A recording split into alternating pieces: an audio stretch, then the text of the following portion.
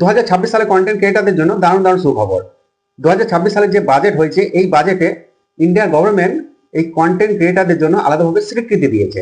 এই আলাদা স্বীকৃতি কি দিয়েছে দেখুন। যারা কন্টেন্ট ক্রিয়েট করেন, সেটা ফেসবুকের জন্য হতে পারে, ইউটিউবের জন্য হতে পারে, ইনস্টাগ্রামের জন্য হতে পারে, বা আদার যে সমস্ত ভিডিও প্ল্যাটফর্মগুলো রয়েছে সেই প্ল্যাটফর্মের জন্য হতে পারে। এই কন্টেন্ট ক্রিয়েটারদের কথা মাথায় রেখেই এই ইন্ডিয়া গভর্নমেন্ট আগামী দিনে 1,500 স্কুল এবং 500টি ল্যাব তৈরি করছে।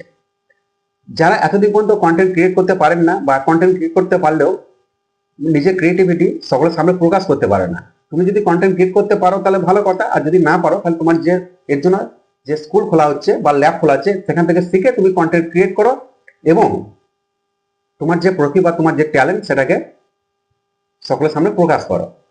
এই 2026 সালের যে বাজেটে যেমন সুখবর দিয়েছে, সেই সাথে সাথে কন্টেন্ট ক্রিয়েটারদের জন্য দারুণ সুযোগও কিন্তু করে দিয়েছে। আমি বেশ কিছুদিন আগে একটা ভিডিও দেখছিলাম, যেটা পার্লামেন্টে কন্টেন্ট ক্রিয়েটারদের জন্য কপিরাইট স্ট্রাইক এবং কপিরাইট ক্লেমের কথা। সেই ভিডিওটা আমি দেখাবো। তো আগে ভিডিওটা দেখুন, তারপর আমি বাকিটাকে ক্লিয়ার করছি।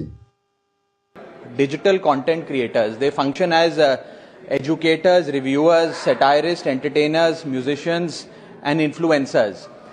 ये सही मायने में सर भारत के ग्रास रूट कम्युनिकेटर बन गए हैं, और इनका यूट्यूब चैनल हो या इंस्टाग्राम पेज हो, ये इनके लिए सोर्स ऑफ एंटरटेनमेंट नहीं बल्कि इनकी सोर्स ऑफ इनकम है, इनका एसेट है, it is the fruit of their hard work. But एक चीज से ये सब परेशान है, और उस मुद्दे को आज मैं सदन में उठाना चाहूंगा, that is the issue of fair use and arbitrary copyright strikes by digital platforms.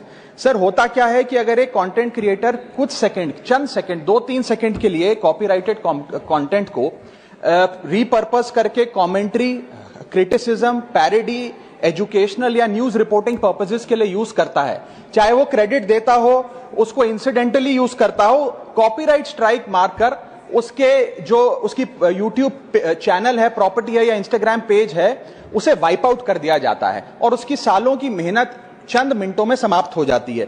Sir livelihoods must be decided by law and not by arbitrary algorithms.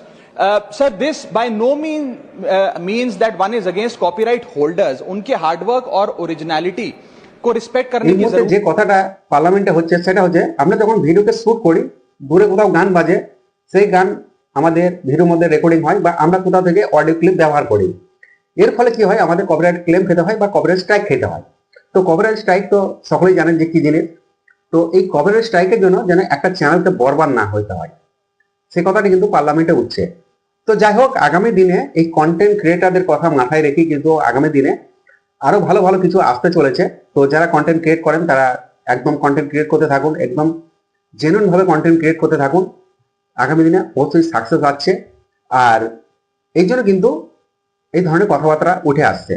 তো ভিডিও যদি ভালো লেগে থাকে তাহলে অবশ্যই ভিডিওতে লাইক করে চ্যানেলটাকে সাবস্ক্রাইব করতে বলবেন না। সঙ্গে আমি ছিলাম রবীন্দ্র দিবা, আর এই ধরনের ইনফরমেটিভ ভিডিও অবশ্যই কিন্তু এই চ্যানেল থেকে পেয়ে যাবেন।